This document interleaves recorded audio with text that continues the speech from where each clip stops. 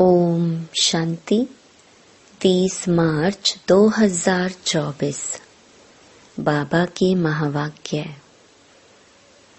मीठे बच्चे, प्राण दान देने वाला बाप है। वह नॉलेज ऐसी देते हैं जिससे प्राण दान मिल जाता है। ऐसे प्राण दान देने वाले बाप को प्यार से याद करो।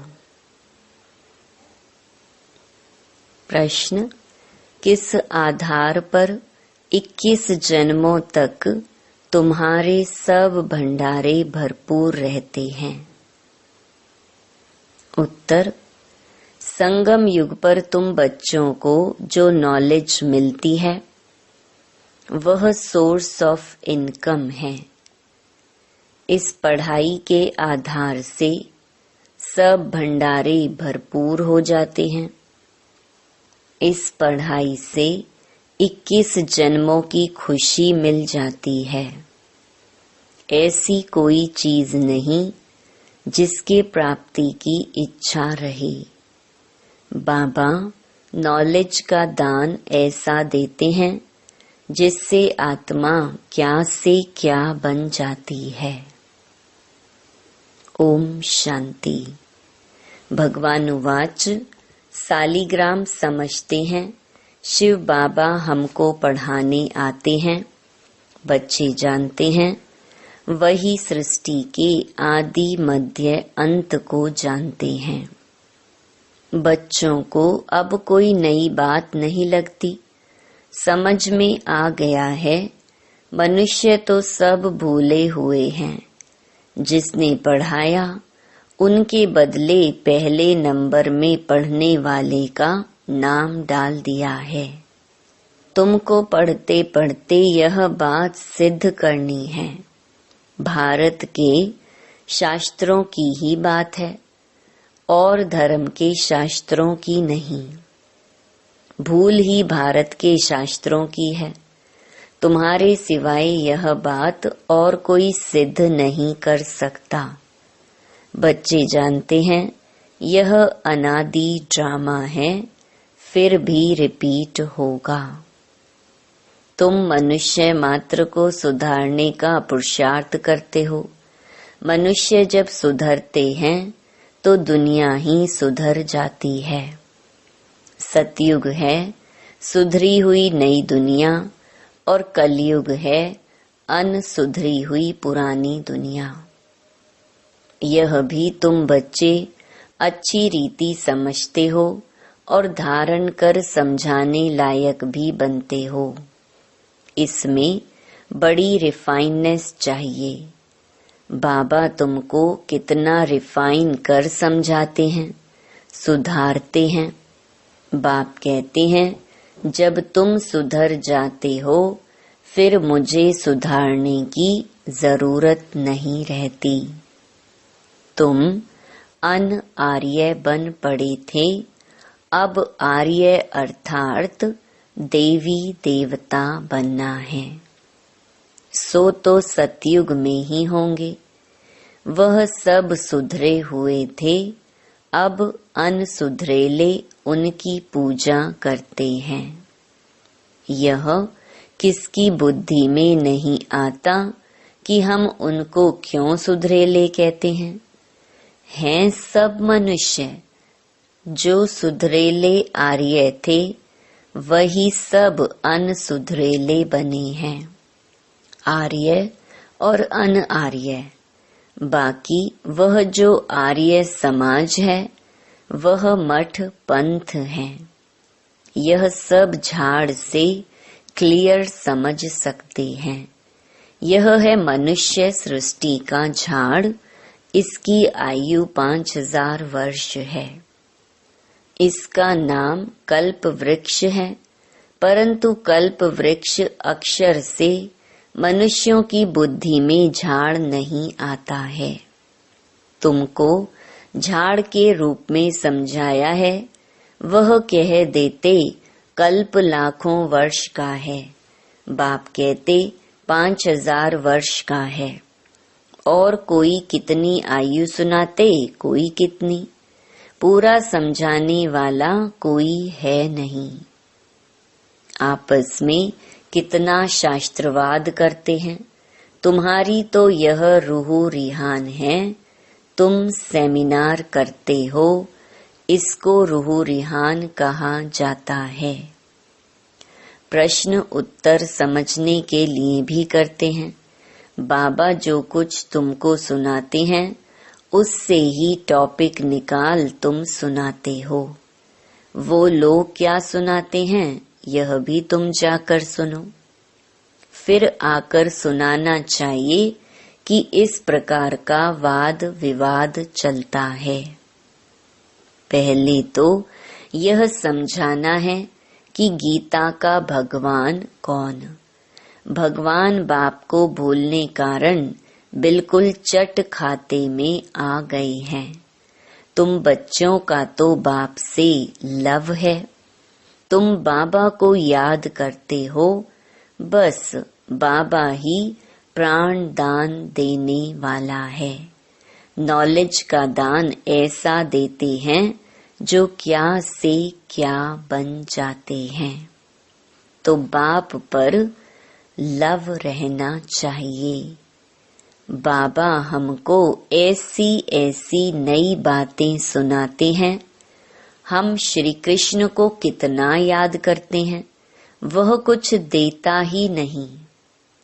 श्री नारायण को याद करते हैं, याद करने से कुछ होता है क्या? हम तो कंगाल के कंगाल ही रह गए।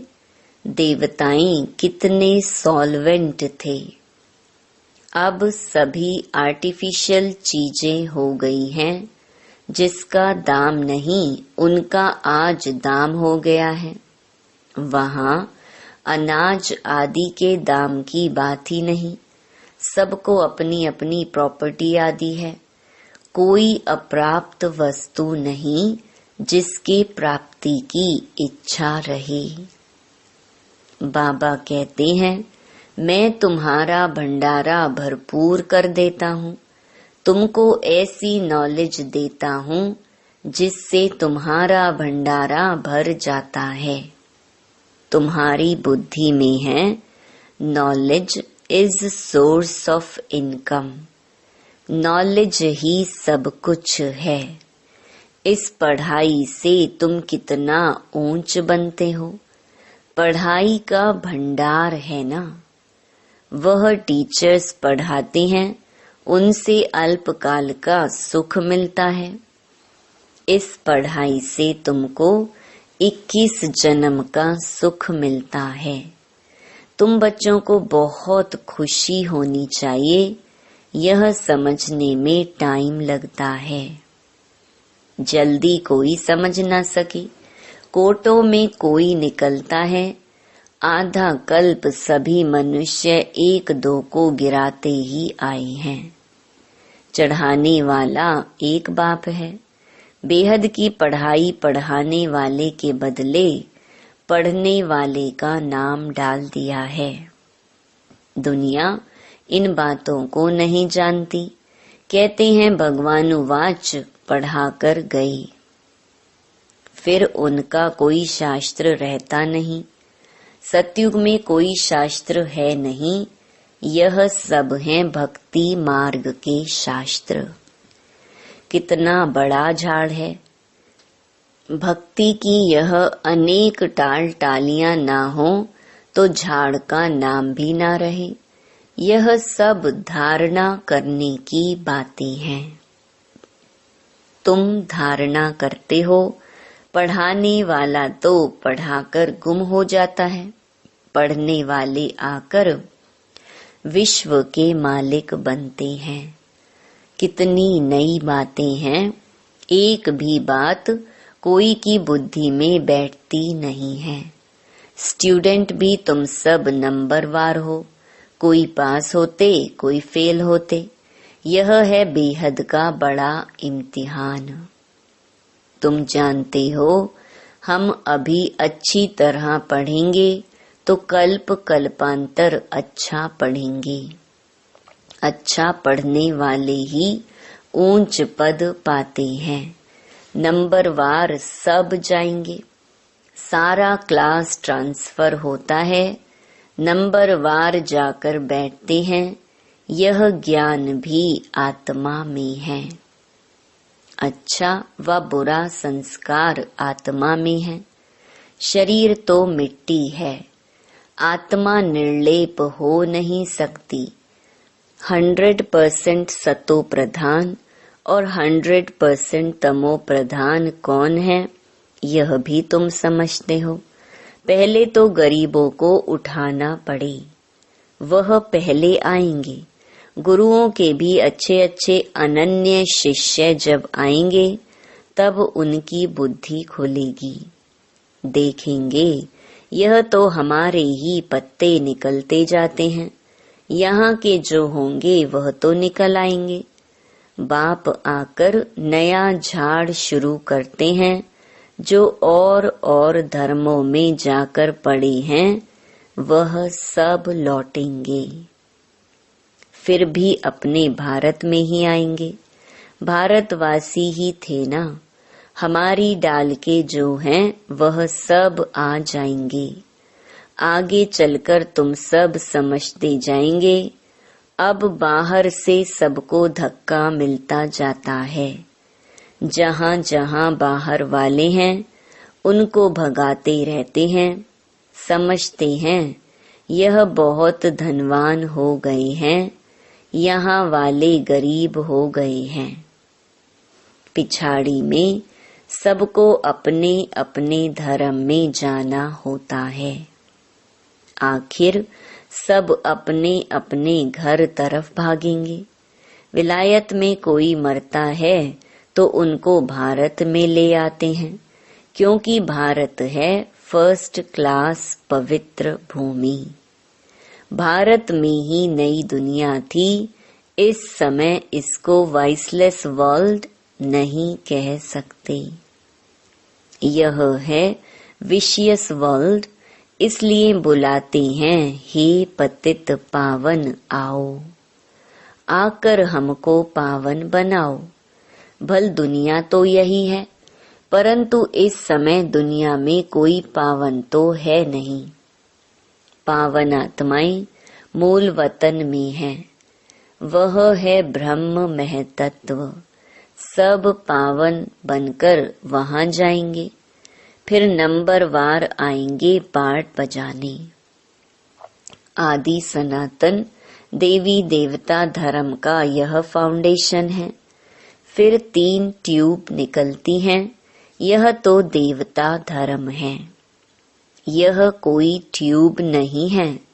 पहले यह फाउंडेशन, फिर 3 ट्यूब्स निकलती हैं।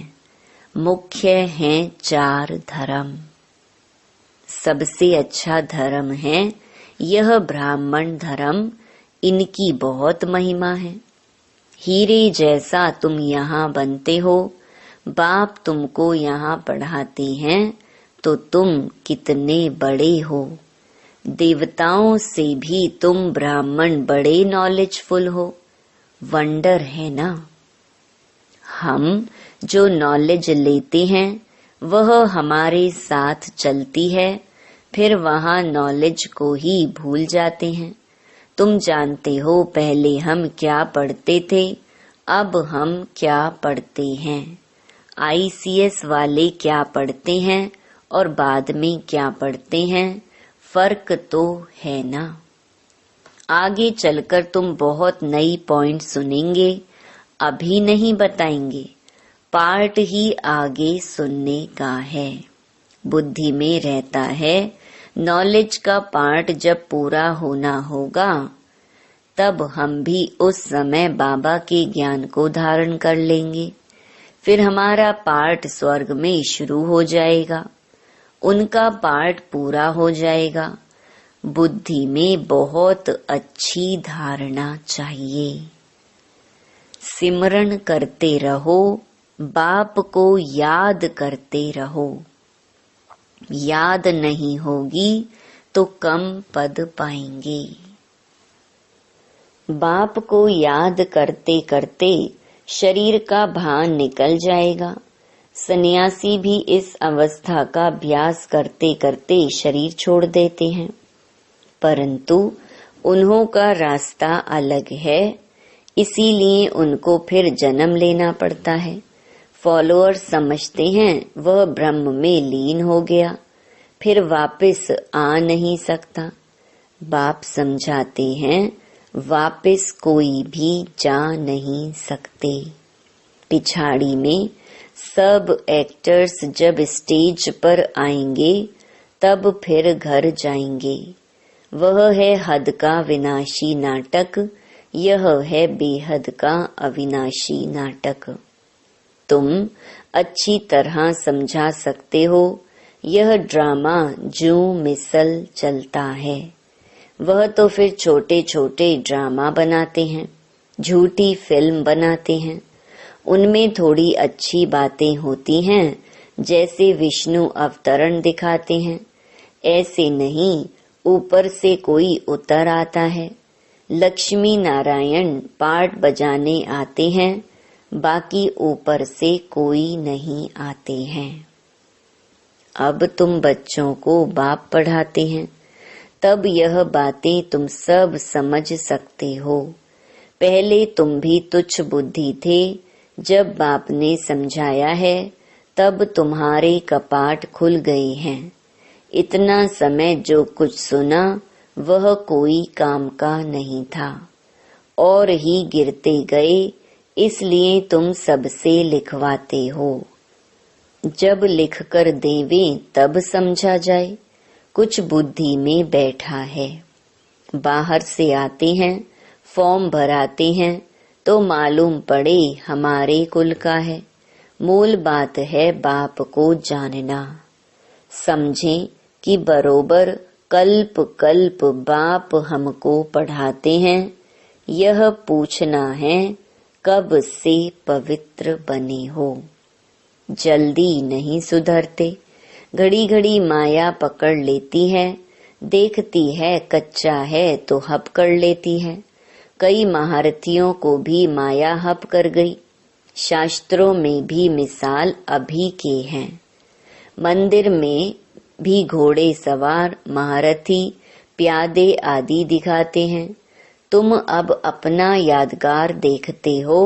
जब तुम बन जाएंगे तो भक्ति उड़ जाएगी। तुम किसको माथा नहीं टेक सकते हो। तुम पूछेंगे यह कहाँ गए, इनकी बायोग्राफी बताओ। बाबा ने तुम बच्चों को नॉलेजफुल बनाया है, तब तुम पूछते हो तो नशा रहना चाहिए। पास विद ऑनर 8 होते हैं। यह बहुत बड़ा इम्तिहान है। अपने को देखना है, हमारी आत्मा पवित्र बनी है। बैटरी भरेगी तब जब योग होगा। बाप से योग होगा तो सतो प्रधान बनेंगे। तमो प्रधान आत्मा वापिस नहीं जा सकती है। यह भी ड्रामा है। वहाँ दुख देने वाली कोई चीज नहीं है। गायें भी सुंदर हैं। श्री कृष्ण के साथ गायें कितनी सुंदर दिखाते हैं। बड़े बड़े आदमी का फर्नीचर भी सुंदर।